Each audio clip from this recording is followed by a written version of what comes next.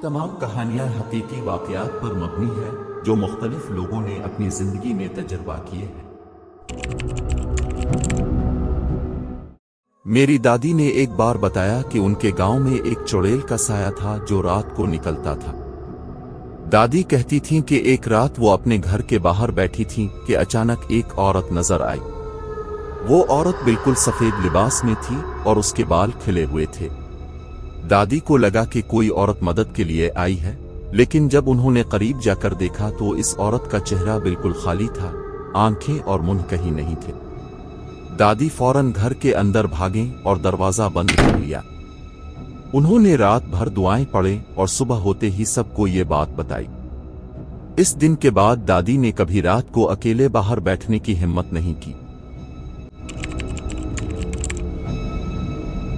मेरा एक दोस्त अहमद एक पुराने घर में रहता था जो उसके दादा का था। उसने एक रात बताया कि उसे लगता है कि इस घर में कोई है। एक रात वो अपने कमरे में सो रहा था कि अचानक उसे लगा कि कोई इसके बिस्तर के पास खड़ा है। उसने आंखें खोली तो देखा कि एक साया इसके ऊपर झुका हुआ है। अहमद ने चीखने की कोशिश की मगर आवाज नहीं निकली। वो साया चंद लम्हे वहीं रहा और फिर गायब हो गया। अहमद ने फौरन अपने वालिदैन को बुलाया और सबको ये बात बताई।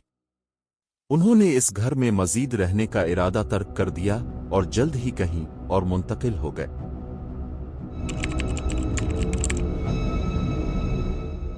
मेरी खाला ने एक बार बताया कि जब वो जवान थीं तो अपने दोस्तों के साथ एक पुरानी सुरंग में गईं। इस सुरंग के बारे में मशहूर था कि वहां बहुत सी रूहें बसी हुई हैं।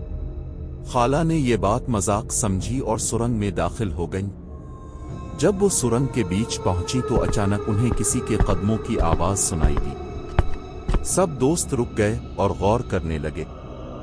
अचानक एक सर्द हुआ का झोंका आया और सबको ऐसा लगा कि कोई उनके पीछे खड़ा है। जब उन्होंने मुड़कर देखा तो एक बोसीदा लिबास पहने हुए बूढ़ा शख्स खड़ा था। उसका चेहरा बेहद खौफनाक था। खाला और उनके दोस्त फौरन सुरंग से बाहर भागे और फिर कभी वहां जाने की हिम्मत नहीं की। ये